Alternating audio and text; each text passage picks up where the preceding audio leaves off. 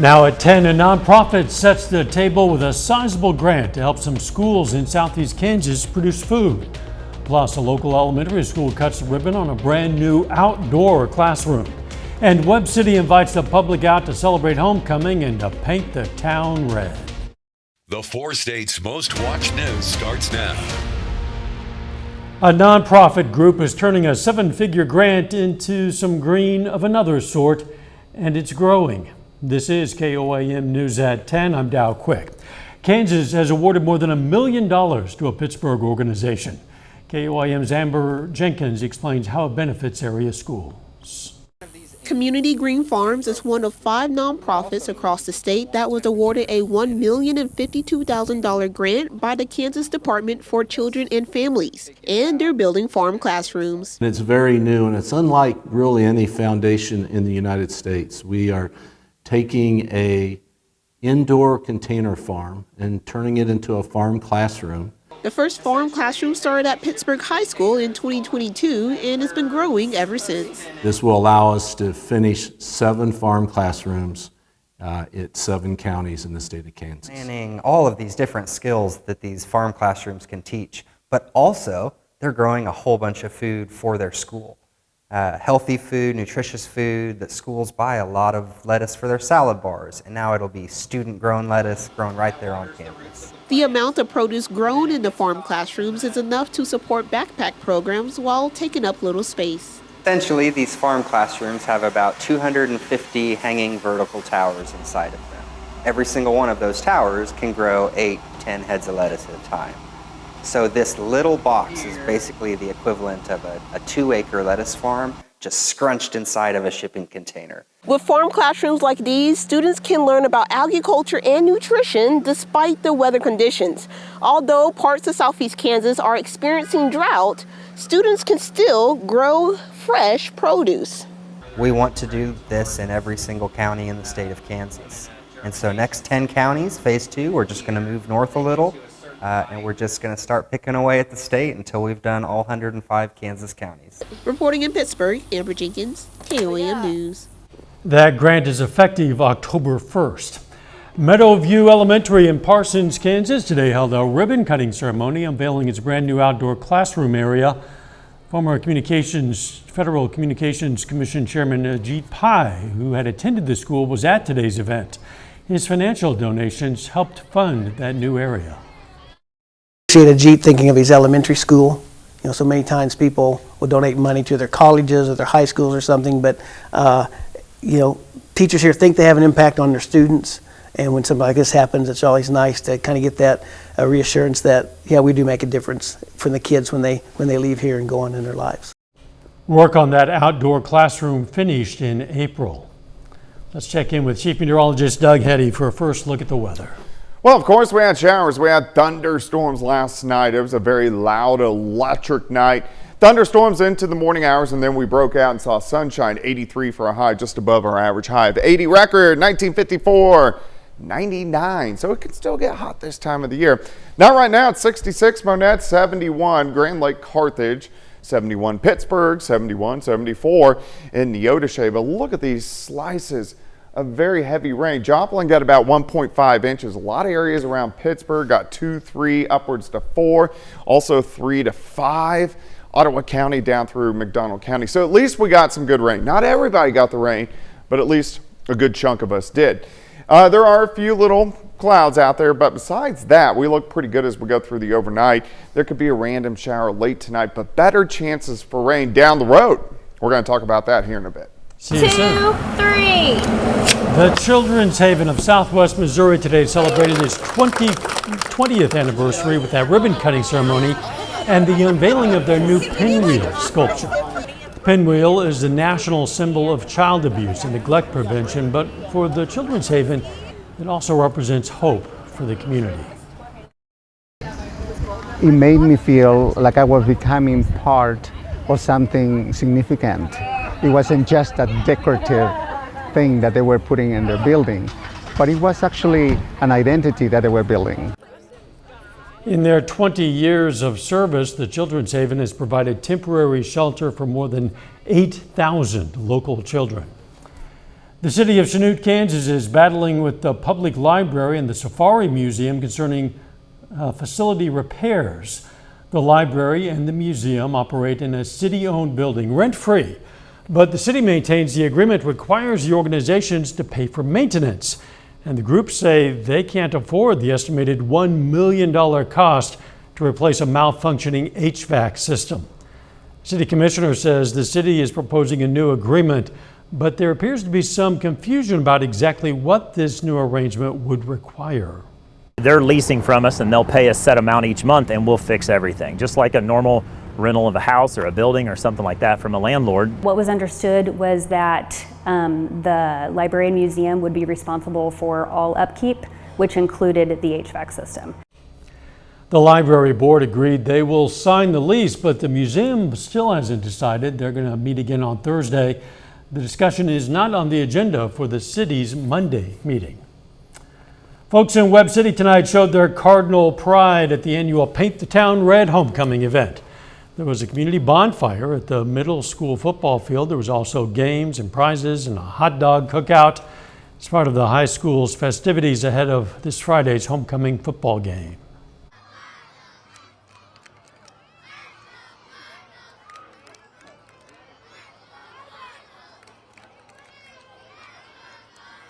This parade that started at the corner of First and Main and ended on Stadium Drive.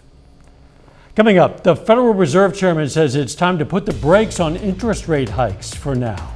Plus, apprehensions at the southern border have reached more than 8,000 a day as migrant facilities in the U.S. are stretched to their limits. In the past year and a half, the Federal Reserve has increased interest rates to the highest level in 22 years. It's all in an attempt to ease inflation. Well, now the Fed is trying a new strategy. Federal Reserve Chairman Jerome Powell says it's time to put a pause on interest rate hikes. The current inflation rate is at 3.7%, way down from last summer's peak. Continuous high rates have made it difficult for Americans looking to borrow money. The high interest rates, mortgage rates, are now over 7% compared to just over 3% 2 years ago. Credit cards are at a record high and nearing 21%, and the average rate for a new car loan is 7.4%, the highest level since 2008. One concern for the Fed is gas prices, which are up about 20 cents a gallon in the past year. The Fed will analyze the economy and make its next decision on rates in November. House Republicans called U.S. Attorney General Merrick Garland to Capitol Hill for an oversight hearing on the Department of Justice. But the hearing became a back and forth about GOP claims that the DOJ has become a tool of President Biden used to attack his political opponents. Garland appeared before the House Judiciary Committee for the first time since the indictment of former President Trump. The House Judiciary Committee now wants to hear from Special Counsel David Weiss himself next month. Migrant crossings are soaring. Apprehensions at the border are topping more than 8,000 a day, overwhelming the already crowded migrant facilities from San Diego to southern Texas. The governor of Texas tonight announcing he'll send more National Guard troops to the border. The ripple effect is felt nationwide, where more than 110,000 asylum seekers have arrived since last spring. Reporter Manuel Bayorgas has the latest. Just this week, tens of thousands of migrants have crossed the U.S. border. Near Eagle Pass, Texas, up to 5,000 have streamed through in the past 24 hours, the influx prompting the mayor to sign an emergency declaration. While in Arizona, hundreds were detained, some in makeshift cages. Don Martin says the shelter he runs in El Paso is beyond capacity. You are at a crisis level here. I would say yes. Still, they cross, hoping for asylum. One meal for your children per day. Una comida al día por los niños, para los niños. Exactamente. Angie Ortiz fled Venezuela with her 2 children. What do you say to people who think that you shouldn't be able to just come in, que usted no debería entrar así nomás? ¿Qué les dice? No, es que se ponga la mano en el corazón. You're saying use your heart and think about what it's like to not be able to feed your children. Like many, she crossed the Darien Gap, the dangerous stretch of jungle between Colombia and Panama, where it's estimated 380,000 people have crossed so far this year. A potential indicator of more migrants to come and a test for the Biden administration, which had credited new policies for reducing border crossings. There's a ripple effect for U.S. cities where migrants are headed, like Chicago and New York City, where migrant arrivals have been met with protests, with more planned, which have ended in arrests. Officials say $2 billion have been spent to house more than 100,000 migrants. New York don't deserve this. The asylum seekers don't deserve this. But more are doing whatever they can to head north, until recently jumping on trains in Mexico. Wendy Rodriguez from Colombia was on one of those trains. She secured an asylum hearing through a Customs and Border Protection app, but says Mexico is an unsafe place for those still waiting for one. Entonces es desesperación. So you're saying it's desperation that's driving people. They don't want to wait anymore. No quieren esperar más. The heat of the summer months is starting to break, but some are looking to cross before the cold of winter sets in. A little bit later, a traffic stop in Oklahoma leads to the shooting death of a truck driver. Plus more thunderstorms in the forecast. We're going to look at that coming up.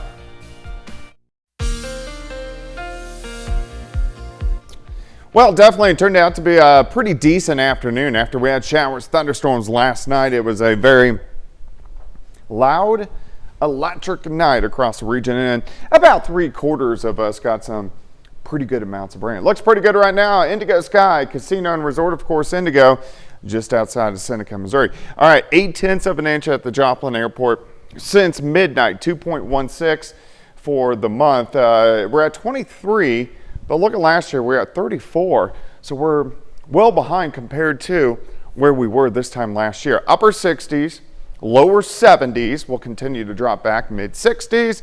For us tonight, looking at range line heading south, 71, visibility is good.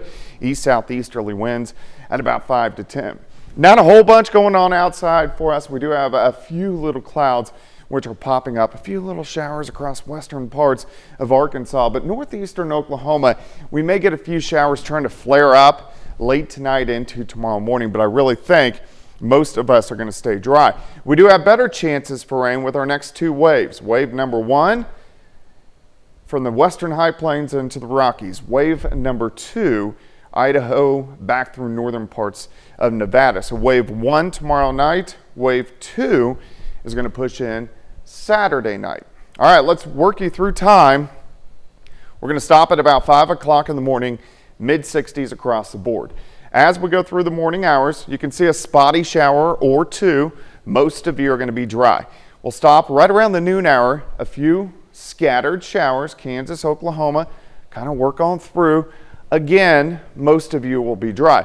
We should get into lower 80s by the time we head into the afternoon, but you can see quite a bit of cloud cover.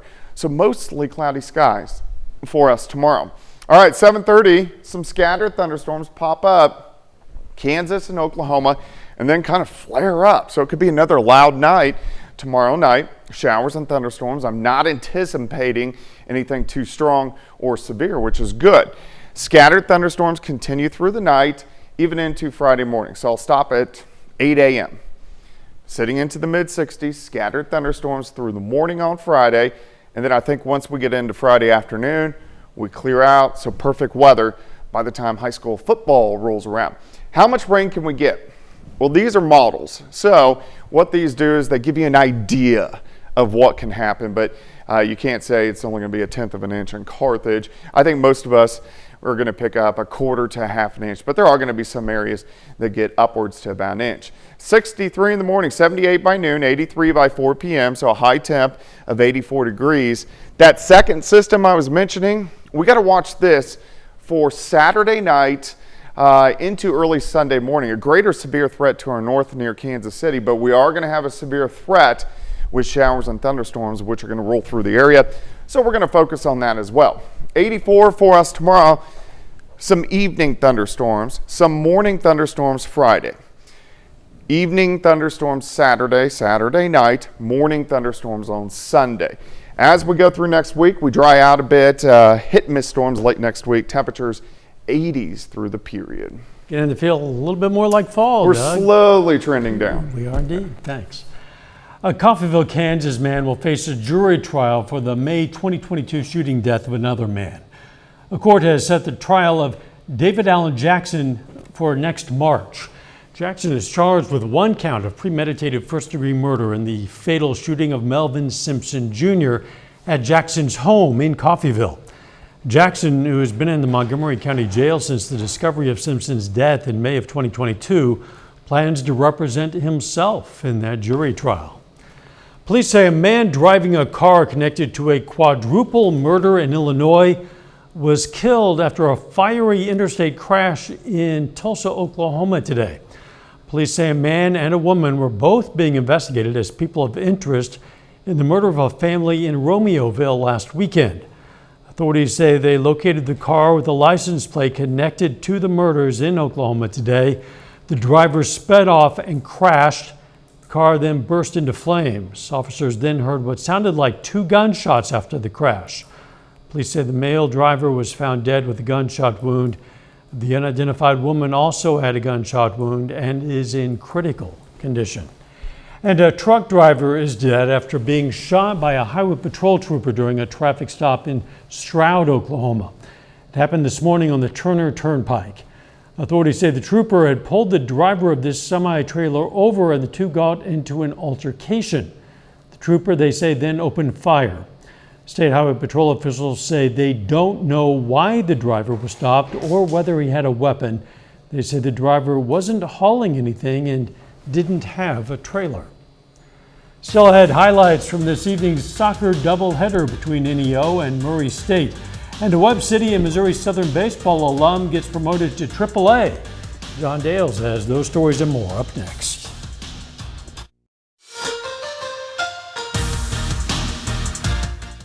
NEO men's and women's soccer have followed a similar path so far this season. Out of the gate, both of them got into trouble before getting their legs underneath them recently.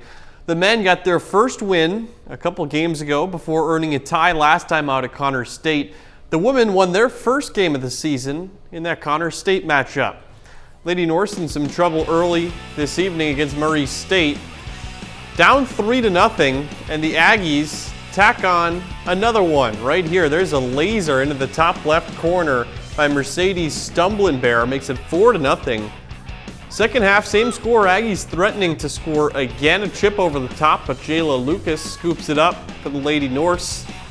More trouble later on, though. Lily Humes weaves her way through some Lady Norse defenders and rockets one to the back of the net. That's one of 6 goals on the evening for the Aggies. Lady Norse don't get a shot on goal in the second half.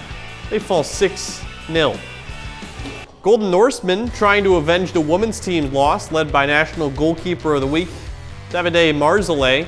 He gets tested right away on a corner kick, redirected in front of cage. He makes the stop, has some words for the Aggies after. Still, zip. Murray State threatening to score first.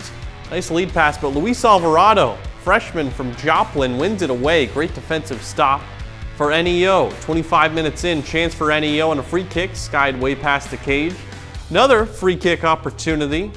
Paleo Suarez is going to run this one down, send across back in front of the cage, but it's taken away by the Murray State keeper. Then final 5 minutes of the first half, throw in, and Joshua Adeyemi breaks the scoreless tie. 2-0 final score. Murray State wins on the road. Logan Van Way, graduate of Webb City High School in Missouri Southern, keeps making noise in minor league baseball. He gets called up to AAA in the Astros organization today. Van Way went undrafted out of Southern in 2022. He hit his innings limit last season with a 3.26 ERA and 62 strikeouts in high A and double A. And Missouri Southern's all-time leader in strikeouts per 9 innings, one step away from the major leagues. In the major leagues, the Royals trying to finish the year on a high note. Chance to end their homestand with a sweep today against division rival Cleveland. Guardians at the Royals, first inning, no score. 2 on for the Royals, and Nelson Velasquez hammers one to left field and into the bleachers there. 3-run homer, his 15th of the season. He's been a blessing ever since they've gotten him in that trade from the Cubs. Royals up 3-0, same score. Zach Greinke allows a deep shot the other way. Will Brennan hits it, but Edward Olivares leaps and makes the catch. We'll show it to you again. Full extension up against the wall, robs a base hit. 3-0 at that point. Same score later in the inning. Runners on the corners, and Andres Jimenez sends one into center off Greinke. Josh Naylor comes in to score. Greinke would get pulled there in the 4th, getting a standing ovation at Kauffman in what could be the last start of his career. Guardians down 3-1 at that point. Bottom of the 4th, 3-2 at this point, and Bobby Witt Jr. always energetic at the plate, and he sends one the other way into right field. RBI single. Drew Waters scores. Royals go on to win 6-2. Back to Logan Van Wade, though. Really impressive that how fast he's moved up in the ranks of the minor leagues, given the fact that he was undrafted in 2022. That's right. So he's in AAA now Yes. and hoping to work his way further on up to the majors. We'll be right back. A lot of wow in this story. Some of the world's best kiteboarders battled gale force winds, took them soaring over the North Seas as they performed acrobatics in the first mega loop challenge for 4 years on the coast of the Netherlands. Due to the specific wind and weather conditions needed to hold the competition, the 16 riders who competed were given only 36 hours notice to get to the beach to take part. I guess they just flew in, I suppose. The last time the weather and time conditions allowed that event to go ahead was in 2019. If I ever did a flip like that, it would not be intentional, I can guarantee. No, and the landing would not be good. No, it probably would be the last landing for sure that I would make. Probably. The weather. All right, so a random pop-up shower for us late tonight into tomorrow, but thunderstorms rolling back in tomorrow night. Final sports note. Royals get the win over Cleveland. The Cardinals lose to the Brewers, though. They finish that series tomorrow. Don't forget the morning show, 5 a.m. Let's make it a great tomorrow.